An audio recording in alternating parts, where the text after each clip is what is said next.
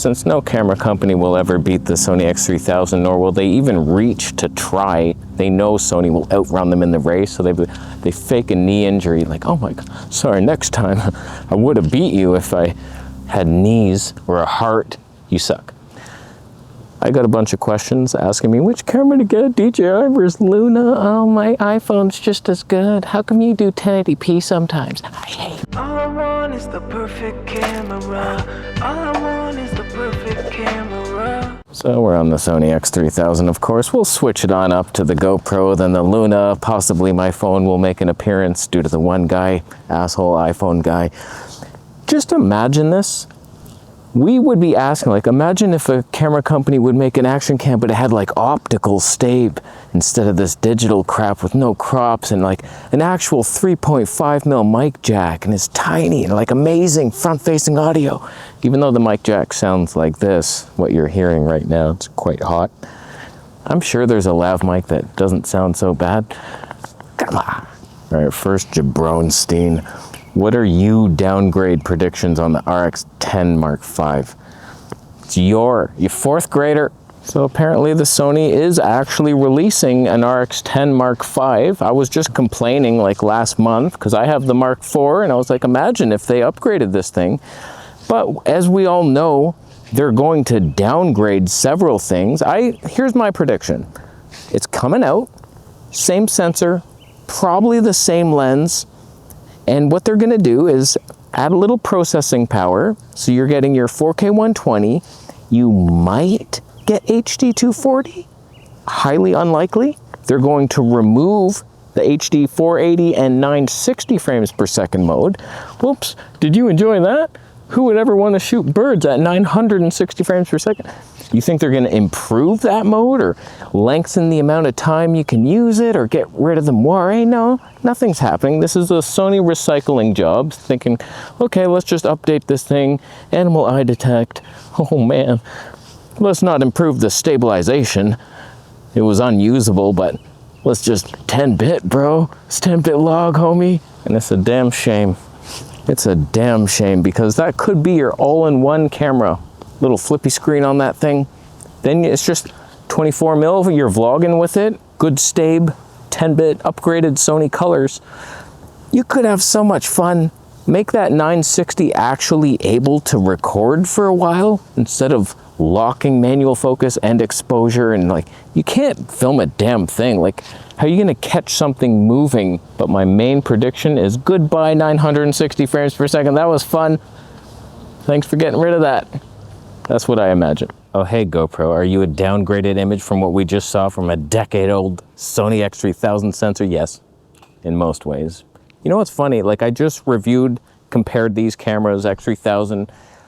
DaVinci has this new AI like slow-mo thing. So you do optical frame or whatever the hell that's called, and then AI super metal frame. Don't quote me on those names.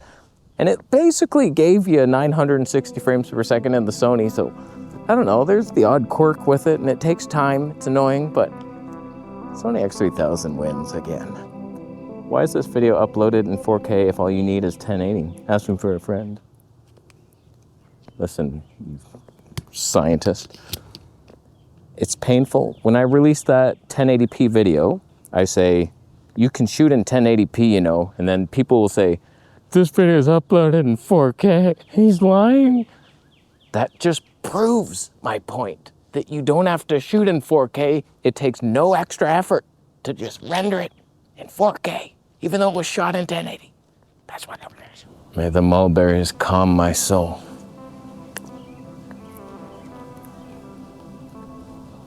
It's like Fruit Loops. So, you're an ass? I won't spend much time on this lame-ass question, but I sometimes film in 1080, upload to 4K just because YouTube crushes 4K less. So like, you're really stupid if you're uploading in 1080p, and whenever I see a comparison and it's 1080p only on YouTube, I know you're a failure in life and you've provided us no value whatsoever, because it's just gonna be this soft-ass thing that YouTube crushes. It's like, look at my action, bro. And you're like skating through on your 30 megabit per second file.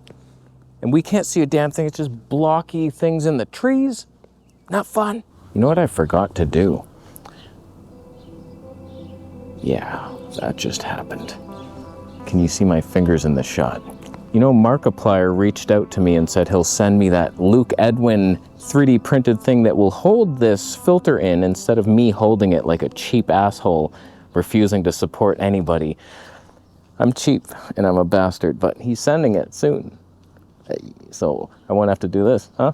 Who's in focus now? Slight blurry smeared background? That's me. Okay, now we're in 8K open gate, and maybe I can crop out my fingers as I pinch this thing. My cheap fingers pinching. Hey, looking to get an action cam for running, vacations, or kids' sports?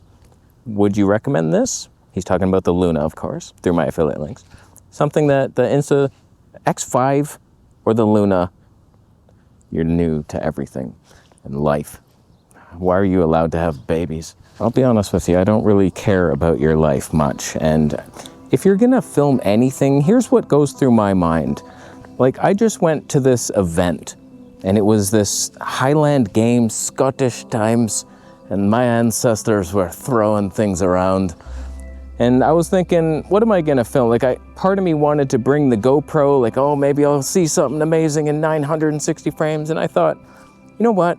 The Luna is the obvious choice for most everything, because you have a 20 and a 60mm lens, you have 4K 120, plenty fine enough, you have autofocus, you got some separation, you got better dynamic range, like all kinds of things are better, whereas GoPro, it's like you have one focal length. I knew there would be things off in the distance, so like for your life, you're on vacation or something, you want to film some of the things. Unless you took a vacation to the ugliest place on earth as a joke, why wouldn't you want to film other things and beautiful things and have it actually look nice? Like, every action cam looks action cammy for a reason. It's just tiny, there's fixed focus, it's an ultra wide lens. Like, ultra wide photography is the dumbest thing I've ever seen. All these wide architectural buildings, nothing fun from it. You want a more normal focal length, 20 is at least better. So it's like, come on, man, Luna all the way. Your debate is, should I cheap out and get the extra Muse or the DJI Pocket 4? There's jabrones who have asked that, so we're done with you and your stupid vacation.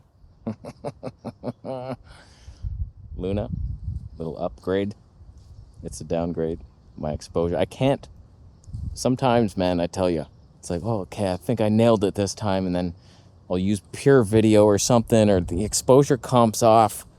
I always mess this camera up, and every camera. God, that's why it's better if you just have one damn camera, get really good at it. Because, like, I compared this to the ZR. I forgot that when you're in H.265, you really should lower the exposure comp. Nikon over brightens you. Then what? Then what are you going to do? It's next to Bro, help, I'm Canadian. You need help. Just for that. Pocket 4 or Action 6 for vlogging? Talking head. RX10 V, great. Gotta pick it up. Listen, asshole. Shade test anyone? It's happening in your life.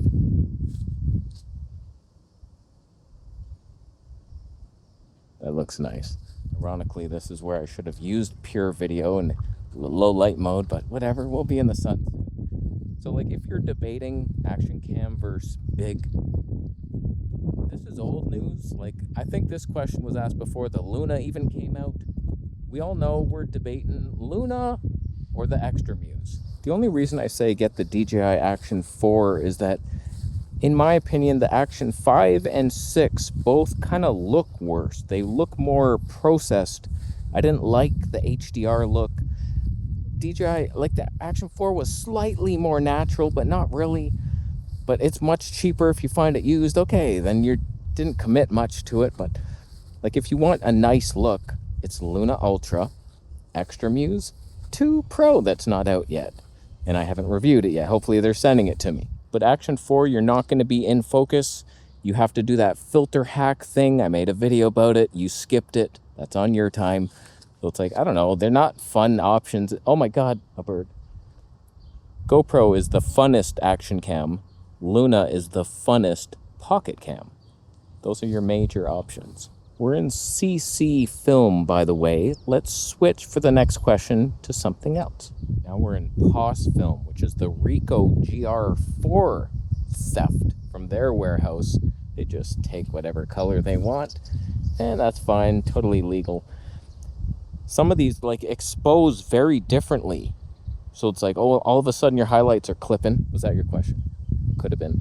Should I get the Luna Ultra or wait for the DJI Pocket 4P? Just think of this logically. Why is the DJI Pocket 4P better than the Luna? In my opinion, it's the D-Log 2 with the 17 stops of lying dynamic range, but at least everyone else is like 14 stops of lies. So it's like, okay, 3 extra lies, that's cool. But you can't use the damn thing on your telephoto. So you literally cannot zoom and just talk like I could be doing. Watch this content. Wait, see that bird way off there? Oh, we're about to see it better, aren't we? It disappeared into the treetops, but whatever. I can do this. I can do that. Yeah, I can I? Oh, this is good. I just did that as well. So it's like, okay, we're done with that. I don't really like what I did. And we're coming on back anytime now. All one video. That was not possible on the DJI. That really sucks. Like, just for run and gun stuff, like, oh, I just, all the time I zoom. I want to zoom on something. Like, that's why I brought it to that festival. And I was zooming, trying to get like 4K 60 and then zoom in. I mean, Luna has some limitations. Like, if you start 4K 120 in the 1x lens, you can't switch while recording to the next one. And it would look ghetto as hell in slow motion. Yeah, I get you. But the fact that you, even if you save your separate profile, it'll be D-Log 1, and then you're just like different LUTs within the same clip, and you're just like cutting shit, and like, which one was D-Log? Oh, God. It's just like a usability nightmare. So I think if your one advantage is more dynamic range on the Pocket 4, you lose it in your telephoto anyway, and it's not that big of a difference. And sometimes the way the camera chooses to expose you makes it look better anyway. Like, I've seen comparisons where the DJI had more dynamic range, it protected the highlights, but the Luna had the better skin exposure anyway, and it just looked better. So who even cares? And you got the detachable screen, and there was moments where I was like holding this camera up high with the screen down low, and I'm controlling it, looking at it, because once you're up here, you can't really judge what you're filming. So it's like, there's a lot to love. And DJI has a little remote thing, but it's not the same. It's not designed. It's not comfortable. It's not long. You're a bitch. Now for the last jabron. How come you just don't use your iPhone? I don't have one. You're assuming a lot, asshole. Imagine you can use this dry. No, I can't read your question because I'm on the phone now.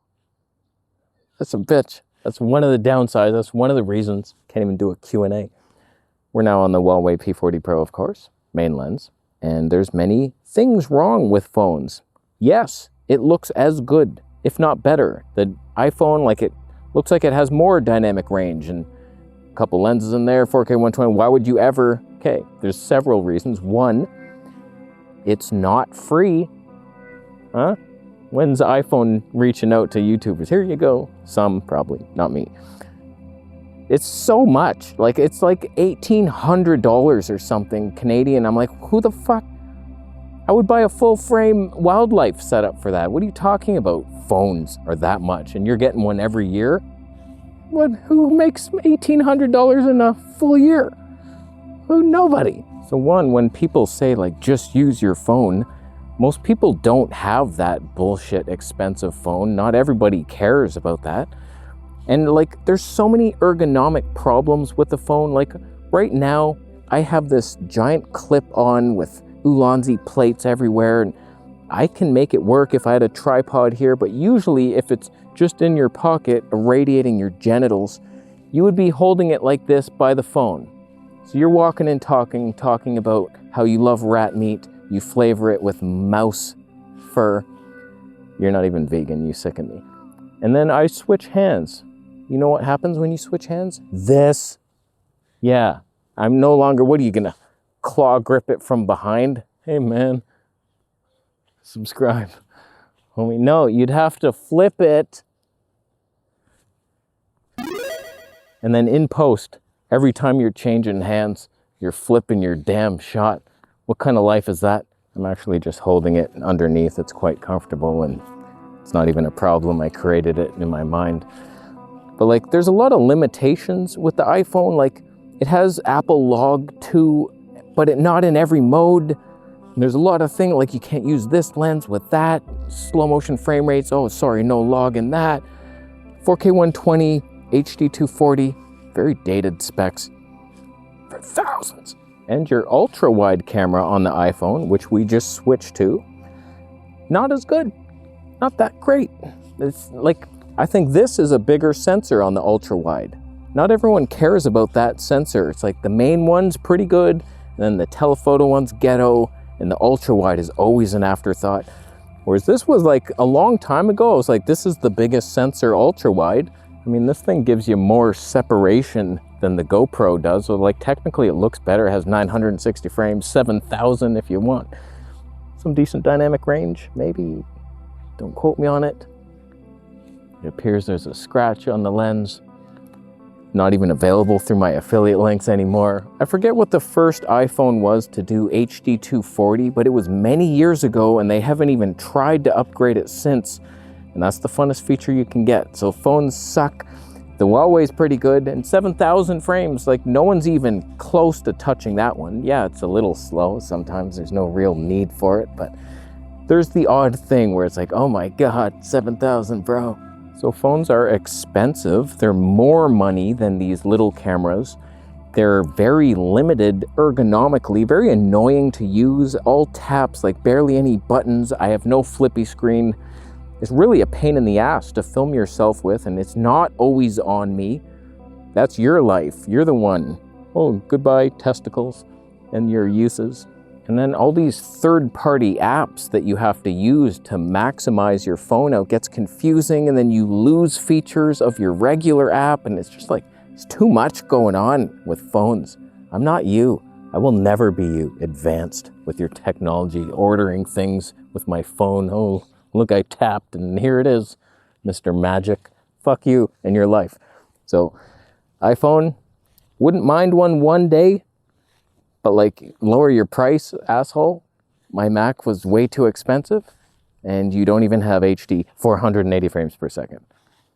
Like, at least beat my Huawei specs and let me use log in all modes, and then I'll consider. And there's also like, you need a SSD for some modes on the iPhone, and all this clunky shit you're now bringing, and oh, where's my external mic? Now I can't use that. Like, what the hell? So like, you suck. I mean, you're not even close. Luna all the way for most things, and then GoPro one for fun, super fun. But like, I bet you could do Luna and then slow it down in post, and you have 4K 960 frames per second. Might take a while, and it's annoying to do in post, but damn, that thing's more versatile than anything we know right now. So I'll be leaving. This was filmed in 30 frames per second on a 24p timeline. That always looks good. I'll leave. Who won the battle today? Sony RX10 V. Subscribe for more.